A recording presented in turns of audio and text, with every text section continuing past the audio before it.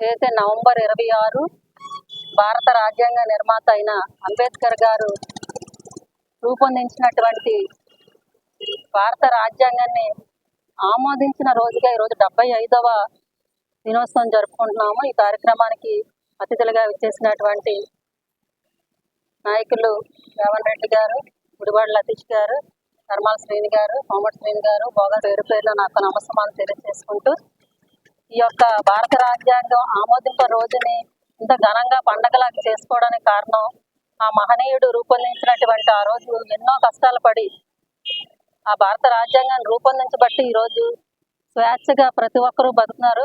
బడుగు బలహీన వర్గాలు ముందంజలో ఉన్నాయంటే ఆ మహనీయుడు కృషి అనే చెప్పుకోవాలి. అంబేద్కర్ అనేవారు అందరిలో ఉన్నారు. ఒక కులానికో ఒక మతానికో చెందిన వ్యక్తి మాత్రం కాదు.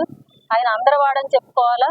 ఆయన ఒక వ్యక్తిగా కాక ఒక శక్తిగా ఉండబట్టే ఆ రోజు ఇంత ముందు చూపుతో ఆయన రూపొందించబట్టే రాజ్యాంగాన్ని పార్లమెంట్లో ఆమోదించడాన్ని అందరం కూడా స్వేచ్ఛ స్వతంత్రంతో ఉన్నామని సందర్భంగా మీ